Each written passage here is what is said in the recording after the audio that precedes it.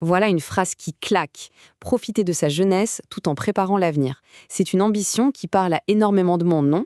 Eh bien, c'est le rêve partagé par un jeune apprenti sur un forum financier. Et ça soulève une question super intéressante. Est-ce que c'est vraiment possible de commencer à investir dans l'immobilier quand on est jeune, encore en formation, pour bâtir son futur sans pour autant sacrifier le présent? Alors, dans cette analyse, on va creuser cette question. Pour un apprenti ou un étudiant en France, se lancer dans l'investissement locatif, est-ce que c'est du domaine du rêve ou de la réalité? On va regarder ensemble les défis, les stratégies possibles et ce qui se passe vraiment sur le terrain en se basant sur les expériences et les débats partagés par des investisseurs. Allez, voici le programme. On va partir du rêve, puis on va se heurter aux grands défis du financement. Ensuite, on explorera les chemins possibles, on fera un gros point sur tous les coûts cachés. On découvrira même une petite astuce de financement assez originale et on finira par la question la plus importante de toutes. Quel type d'investisseur on est, au fond? Bon, on commence par le début. Tout est parti d'un cas très concret, un projet qui a lancé toute une discussion. Celui d'un jeune qui a de l'ambition à revendre, mais qui, très vite, se confronte au principe de réalité. Alors voilà le portrait robot de notre jeune investisseur. Il est apprenti, il veut un bien locatif sous le statut LMNP, on verra ce que c'est juste après, pour préparer sa retraite. Il a déjà un budget en tête, un studio et surtout, il a 40 000 € d'épargne. C'est énorme! Et il voudrait emprunter sur 25 ans. Le projet est hyper carré. Mais la grande question c'est, est-ce que la banque va suivre? Et voilà, on y est. Le nerf de la guerre, le financement. Pour un apprenti, décrocher un crédit immobilier, c'est souvent la première et la plus haute marche à gravir. Et sur ce sujet, les avis sont, comment dire, radicalement opposés. Alors plongeons là-dedans. Ce qui est fou, c'est le grand écart entre les opinions. C'est le jour et la nuit. D'un côté, on a les sceptiques, comme Patator, qui disent en gros « laisse tomber, c'est impossible ».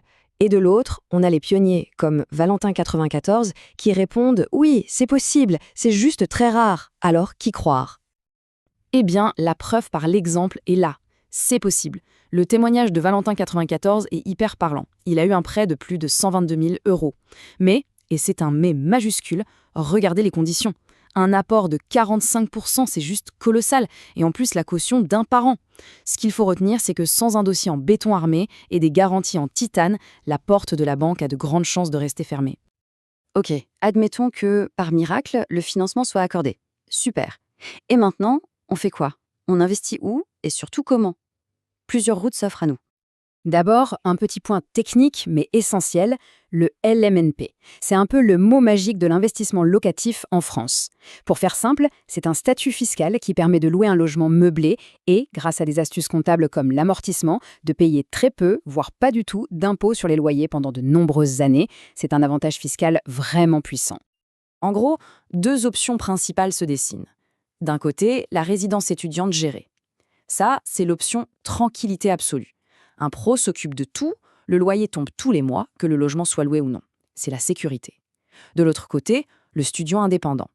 Là, c'est la liberté totale. On gère comme on veut, le potentiel de gain est plus élevé, mais les risques et les ennuis le sont aussi. C'est vraiment le choix entre la sécurité et le contrôle. Et puis, il y a une troisième voie, celle des services clés en main. Ils promettent l'investissement zéro charge mentale, ils cherchent le bien, le rénovent, le louent, le gèrent. Ils font tout. Sur le papier, c'est le rêve, surtout quand on débute. Mais évidemment, ce rêve a un prix. Leurs frais, qui peuvent monter jusqu'à 10 voire 15% du prix du bien, viennent sérieusement grignoter la rentabilité. Bon, maintenant, il faut qu'on parle de ce qu'on ne dit pas toujours. La face cachée de l'investissement. Parce qu'un bien immobilier, ce n'est pas juste un prix d'achat et un loyer qui tombe. Non, non, c'est bien plus compliqué que ça.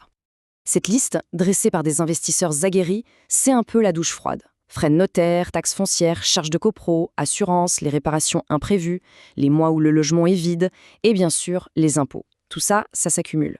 Et ça vient manger la rentabilité. Oublier ces coûts, c'est la meilleure façon de se planter. Le prix affiché, ce n'est vraiment que la partie visible de l'iceberg. Et cet avertissement de l'utilisateur lié au 1999, il est en or. Il faut se méfier, comme de la peste, des rentabilités de rêve qu'on nous fait miroiter.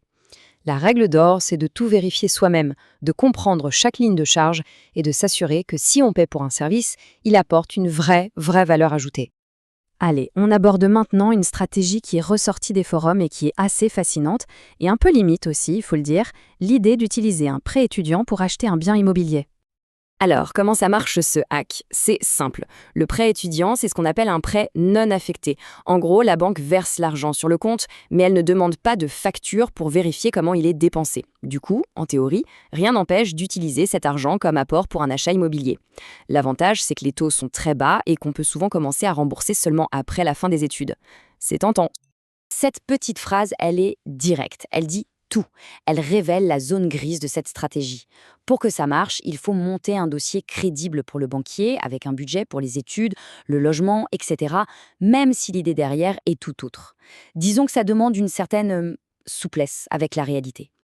Mais attention, il y a un vrai risque. Ce n'est pas illégal à proprement parler, mais c'est clairement un détournement de l'objet du prêt. Si la banque s'en rend compte, elle peut tout à fait casser le contrat et exiger le remboursement immédiat de la totalité de la somme. C'est un pari. Ça peut passer, mais ce n'est absolument pas garanti. Après avoir exploré toutes les techniques et les stratégies, on arrive à la question la plus importante, celle qui est en fait le vrai point de départ de tout projet. Cette phrase, avec ses 3 points d'exclamation, elle est tellement puissante. L'investisseur qui a écrit ça a tout compris. La pire erreur, ce n'est pas de mal calculer sa rentabilité ou de tomber sur un mauvais locataire. Non, la pire erreur, c'est de se lancer dans un projet qui n'est pas fait pour soi, qui ne correspond pas à sa personnalité, à ses compétences ou à son temps. Il n'y a pas de bonne ou de mauvaise façon d'investir. Il y a juste la sienne. Regardez ces deux profils. Ils sont aux antipodes. D'un côté, le rénovateur, celui qui adore mettre les mains dans le cambouis pour créer de la valeur. De l'autre, le professionnel qui délègue, celui qui paye pour avoir la paix et se concentrer sur autre chose. L'un n'est pas meilleur que l'autre. La stratégie parfaite, c'est simplement celle qui nous ressemble. Au final, tout se résume à ça. La seule question qui compte vraiment, c'est celle-là. Avant même de chercher le bien parfait ou le meilleur crédit, la toute première étape, c'est de faire une pause et de se regarder soi-même. Est-on prêt à gérer les galères, les travaux, le stress des locataires? Ou est-ce qu'on préfère payer pour avoir l'esprit tranquille? C'est la réponse à cette question qui décidera de la réussite de tout le reste.